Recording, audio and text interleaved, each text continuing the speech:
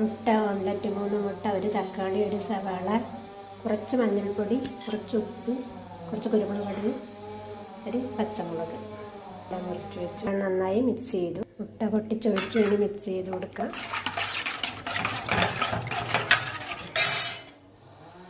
നന്നായി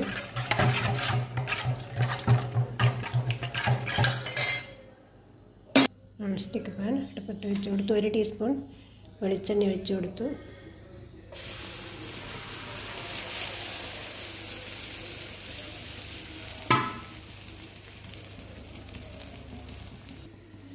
അടച്ചിട്ട് സിമ്മിലിട്ട് കൊടുക്കാം.